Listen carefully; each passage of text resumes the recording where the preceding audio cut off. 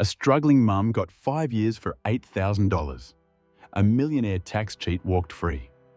And when Judge Aileen Cannon tried to justify it, Congresswoman Jasmine Crockett stood up, pulled out the receipts, and asked one question that left the courtroom in total silence. Disclaimer: this is a fictional story. All characters, events, and situations are entirely imagined and created for storytelling and inspirational purposes.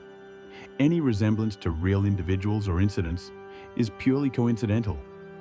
The hearing room looked more like a courtroom from a political thriller than a place for public accountability. Deep mahogany panels lined the walls, polished until the light bounced like reflections off a blade. The air was thick, not from heat, but from expectation. Reporters adjusted their cameras. Congressional staffers murmured to one another behind raised folders. This wasn't just another session. It had the feel of something scripted, something already decided. The seat at the center of it all remained empty for a moment longer, just long enough to let the silence grow heavy. Then, the doors opened. Judge Aileen Cannon stepped through, her black robe moving like a curtain of authority. Her walk was measured, her posture rigid, her face unreadable. She didn't smile. She didn't need to. She knew this room. She knew its players. Fox News had called her a constitutional warrior. Conservative think tanks had dubbed her a modern-day guardian of judicial restraint. Every movement she made seemed built for a camera lens, controlled, deliberate, untouchable. She adjusted her glasses as she approached the table, the lens glinting beneath the fluorescent lights like a signal. This is a woman who expects to be in control. Chairman Jim Jordan welcomed her with an almost theatrical warmth. He leaned forward with the look of a man who believed the battle was already won. She was the crown jewel of his hearing, the rebuttal to every liberal accusation of judicial overreach. Her opening statement was stacked and ready, 20 pages long, filled with precedent, citations, and confident self-justifications. She hadn't come to defend herself. She'd come to affirm the script they had already written for her. The applause wasn't audible, but it hung in the room like an echo waiting to erupt. A few minutes later, without fanfare or even a pause in conversation, the second set of doors opened. There were no photographers turning their lenses. No one stood. There was only a brief glance from a staffer, a murmur, and then silence as Congresswoman Jasmine Crockett entered the room. No security detail, no flashing entourage, just a single woman holding a worn manila folder pressed against her chest. She walked quietly, choosing a seat near the far end of the table, unnoticed by many. But while she walked like someone unimportant, she carried herself with a presence far louder than words. Crockett sat without a word, opened the folder, and removed a single legal pad. Her pen clicked once. The sound was sharp against the room's soft hush. She started writing, not as if she were planning what to say, but like someone crossing final T's on something already built, already known. Her movements weren't rehearsed or overly careful. They were instinctive, the product of years spent in courtrooms where the stakes were life-changing and the odds were never in her favor. She wasn't here for sound bites. She was here to do what she had always done: speak for people who'd never been listened to. Across the table, Cannon glanced up for a brief second. Their eyes met. No nod, no recognition. Just a quick sizing up, silent but unmistakable. To Cannon, she was just another freshman Democrat, barely a year into office, with no national profile and no power to change anything. Just a name on a seating chart. Just another person who'd step up to the mic, stumble through a few rhetorical questions, and sit down without making a dent. Cannon blinked, looked away, and returned to her opening remarks. But what she didn't know, what no one in that room knew, was that Jasmine Crockett had spent the last week going through every ruling Cannon had ever signed. Not headlines, not summaries, every single paragraph. She had pulled law review articles, internal memos, FOIA requests, even transcripts from panel events the judge had spoken at years ago. Crockett hadn't come with opinions. She had come with contradictions, receipts, and a calm determination built from a decade of being ignored and underestimated. She wasn't here to play politics. She was here to ask the one question that no one else in the room dared to ask. And when she did, it wouldn't come from anger or theatre. It would come from evidence. Because Crockett knew something most people didn't. The most dangerous person in the room is the one carrying truth in plain sight, and the courage to say it when it matters most. Judge Cannon cleared her throat and adjusted the microphone with the precision of someone used to being heard. Her opening remarks began not with humility, but with grandeur. She invoked James Madison before the first minute passed, quoted Antonin Scalia by minute 3, and by the time she was 10 minutes in, her voice had adopted the confident rhythm of someone delivering a carefully rehearsed keynote, not a testimony under oath. She spoke of judicial independence, of original intent, of restraint. Her defenders on the dais, Chairman Jordan, Matt Gaetz, Marjorie Taylor Greene, nodded as if they'd heard gospel. Cameras clicked, not just from journalists, but from aides collecting B-roll for partisan edits. There was no stutter, no uncertainty. She wasn't just defending her record, she was elevating it. To those listening without context, she sounded like the model judge. Untouched by political winds, faithful only to the law, wearing her robe like armor. And yet, as she cited decisions that had earned praise from right-wing legal groups, there was a faint smugness beneath her tone. Each citation became not a shield, but a sword, subtly lashing out at critics, suggesting they simply misunderstood the law. She warned of a dangerous trend where judges were punished for outcomes some find inconvenient. Behind the mask of legal precision, a narrative was being crafted, that she alone was standing firm against ideological chaos, that her decisions were pure, untouchable, and constitutional. And for a moment, it worked. Even a few moderate observers leaned back in their chairs, watching as she glided through her statement like a woman bulletproofed by precedent. But on the far end of the panel, Jasmine Crockett didn't lean back. She leaned in. Her pen moved slowly across her legal pad, not in awe, not in approval. She wasn't listening to what Cannon was saying. She was waiting for what Cannon wouldn't say, because Jasmine had read every ruling, and what the judge called neutrality had a very different name once the facts were laid side by side. The camera cuts to a courtroom months earlier. Ms. Thompson stands before the bench, hands cuffed, eyes sunken from weeks in custody. She's a mother of 3. Her crime: failing to report $8,000 in income while working 2 jobs to keep her family housed. The prosecution pushes for 5 years. No priors, no violence, no fraud, just poverty. Judge Cannon denies leniency. Her ruling reads, the law must be applied equally. Sympathy must not supersede justice. Cut again. Same courtroom, different day. A white-collar executive convicted of evading $3.2 million in taxes sits behind the defense table. His lawyers argue for leniency, citing his philanthropic contributions and community status. Cannon agrees. No prison time, just probation. In her decision, she writes, the court must consider the totality of the defendant's life and contributions to society. 2 cases, 1 judge, no explanation. In the folder Jasmine Crockett brought to the hearing were dozens of these juxtapositions. Pages marked in yellow highlighter, statistics in red ink. She had not come to debate legal theory. She had come to reveal a system that wasn't just broken. It was calibrated to fail certain people. The illusion of neutrality had worked for years, until now. And as Crockett flipped another page in her folder, the words of the narrator settled over the growing silence. What if the law isn't blind, just selective? The question was no longer theoretical. It was sitting at the table, dressed in robes. And for the first time, that robe was beginning to look see-through. For a few seconds after Judge Cannon finishes speaking, the room holds its breath. There's no applause, but there's something quieter and more dangerous: consensus. Her statement was clean, controlled, dripping with citations. To the untrained ear, it sounded invincible. Chairman Jordan leans back in his chair, arms folded, already convinced the fight is over. Then comes the voice, calm, low, almost too quiet at first. "Judge Cannon," Jasmine Crockett begins, barely lifting her eyes from the folder. "I'd like to start with something simple." There's no aggression in her tone, no performance, just a steady cadence that doesn't seek to dominate the room. It seeks to hold it still.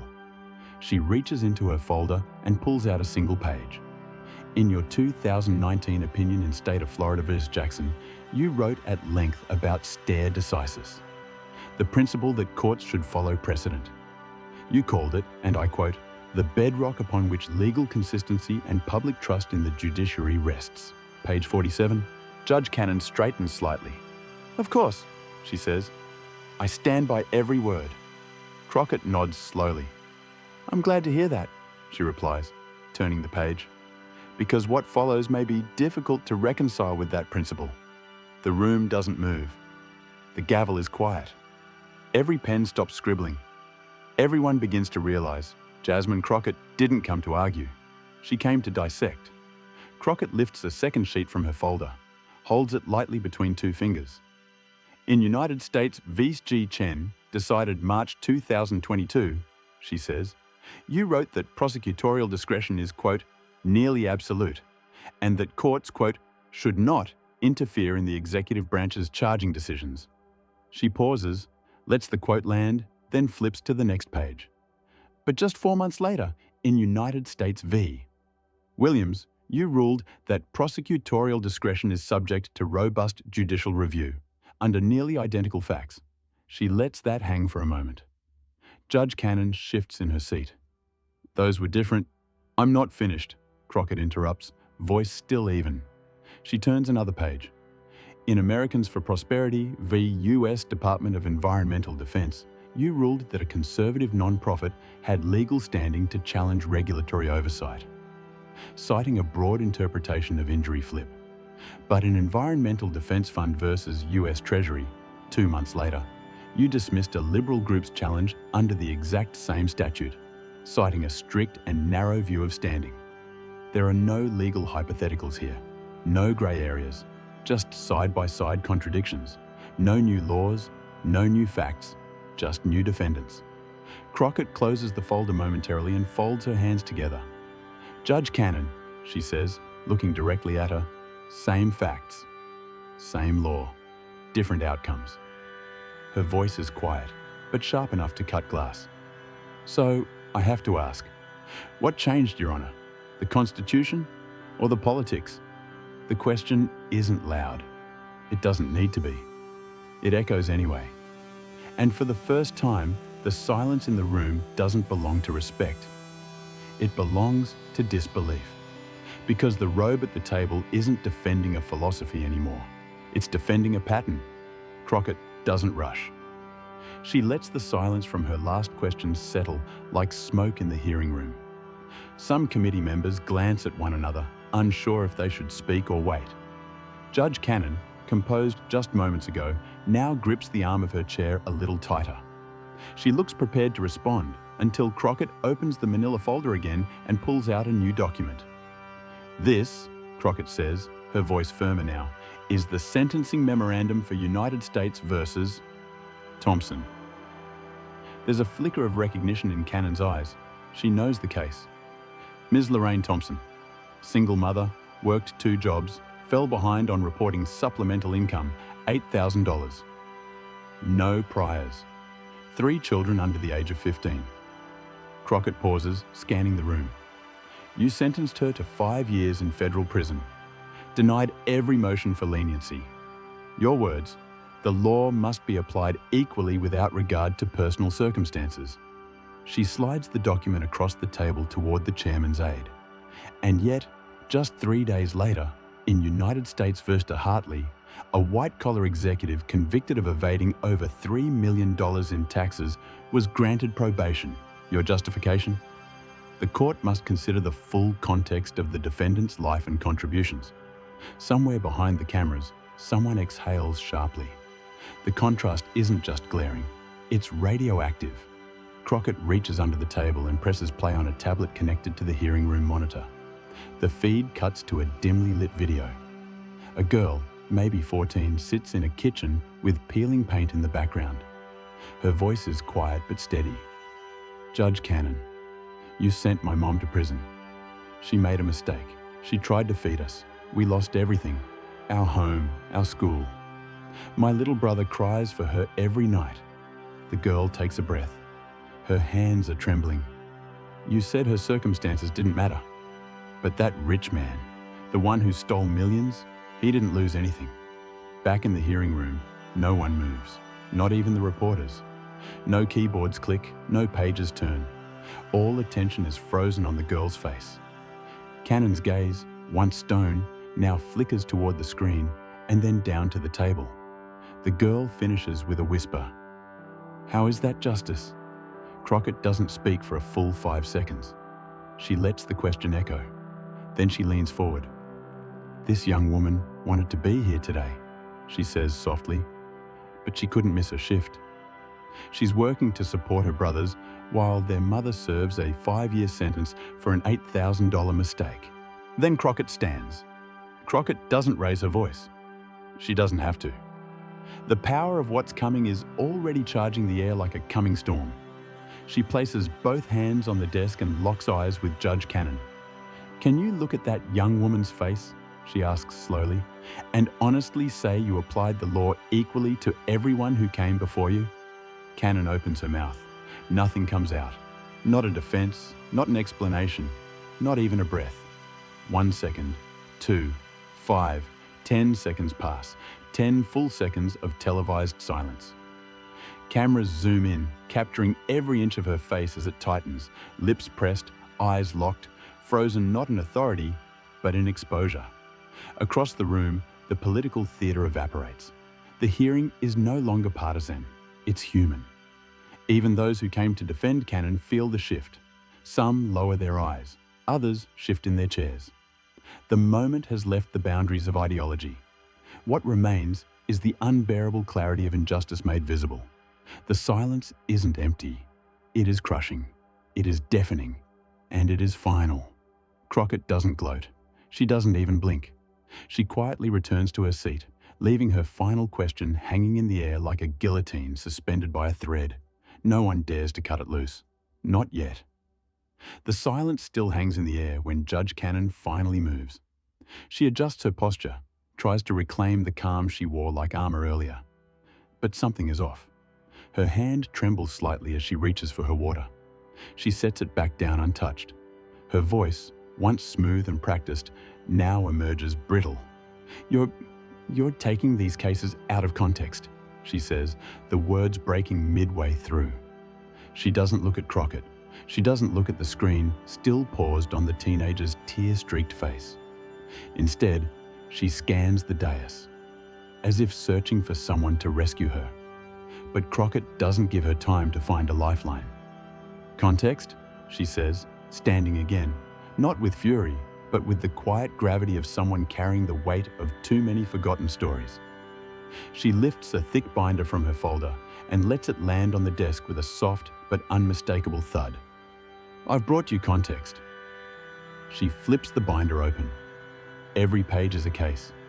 Every case, a pattern. 60, 70, 73 files, each one flagged with contradictions, statistical inconsistencies, and decisions that no longer survive in silence. For 3 years, she says evenly, you denied context to defendants who were poor, black, brown, undocumented, disabled. You called their stories irrelevant. You said the law doesn't bend flip. But when it was a hedge fund manager, a corporate donor, a man whose lawyer sat on the same board that endorsed your nomination, suddenly you found mercy. Suddenly, the law had nuance. The room begins to shift, not physically, emotionally. A discomfort seeps into the gallery. Some lean forward, wanting more. Others lean back, hoping it stops. The judges, the lawyers, the aides, they all feel it. This isn't a hearing anymore. It's a reckoning. And the woman at the center of it, Judge Cannon, is no longer the one commanding the room. Chairman Jim Jordan slams the gavel once, twice. The gentlewoman's time has expired, he barks. But even he sounds less certain than before. Across the room, Republicans shuffle their papers.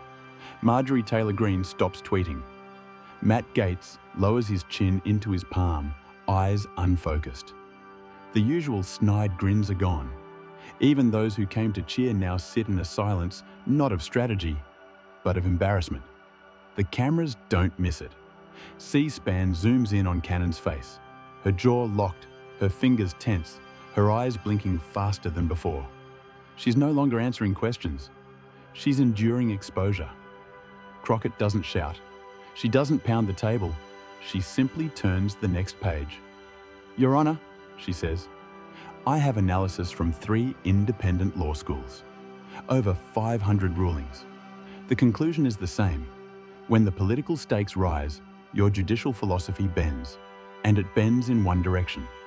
Her voice doesn't rise, but it sharpens.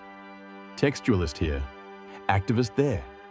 Narrow standing for environmental groups, wide latitude for conservative plaintiffs, probation for millionaires, prison for mothers' aides exchange glances. Reporters begin typing furiously. Legal analysts in the gallery scribble notes they'll later turn into headlines. No one tries to interrupt her now, not even the chairman, because they all feel it. The balance of power in the room has changed, and it wasn't taken by force, it was taken by fact, by truth. By the woman in the navy blazer holding a binder of every case no one thought would ever be questioned, until now. By nightfall, the video has already spread like wildfire.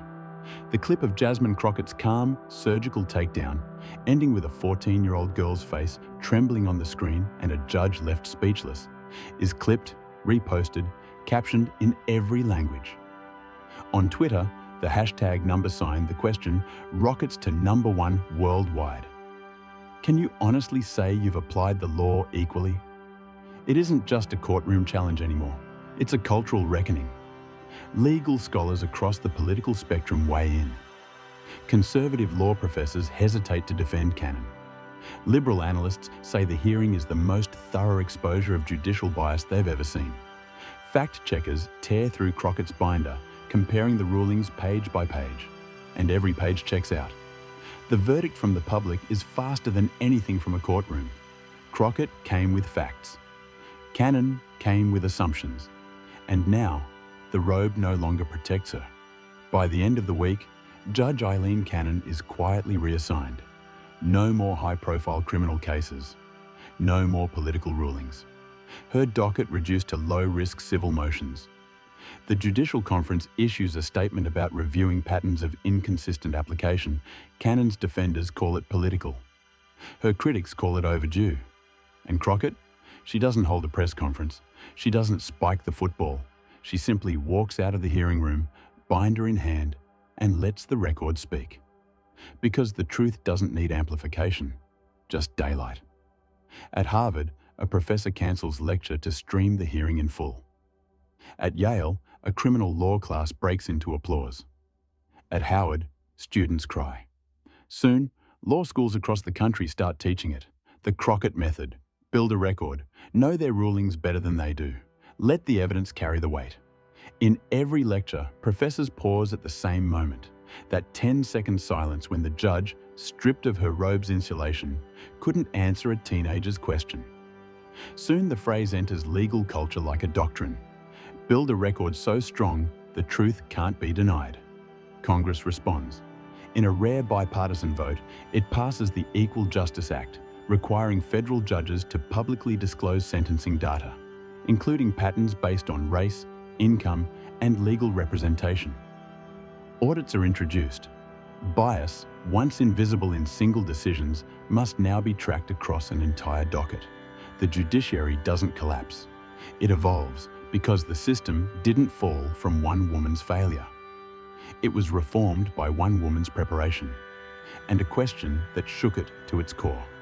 3 years later, a prison door opens. Lorraine Thompson steps into the daylight. She's lost 3 years, birthdays, school events, first jobs, but she's free. On the courthouse steps, a familiar figure waits for her. Jasmine Crockett. No cameras, no press. Just an embrace, long and quiet. Behind them stand Lorraine's children. Taller now, stronger, but still carrying the weight of those lost years. Their reunion photo, one simple shot, 4 people wrapped in each other's arms, becomes one of the most shared images of the year. The caption writes itself, "Justice delayed, but not denied." The image is framed on the walls of clinics, courtrooms, classrooms, not as a symbol of victory, but of return, of restoration.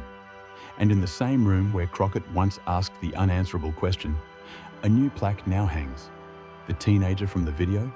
She's no longer a child. She walks across a graduation stage now, wearing robes of her own, not black for judgment, but blue for promise. Her diploma reads Juris Doctor. The keynote speaker that day is Judge Jasmine Crockett, newly appointed to the federal bench. The audience rises before she speaks. She waits. She smiles. Then she begins. "Justice," she says, "isn't about who wears the robe. It's about who feels the weight of it, and the courage to ask."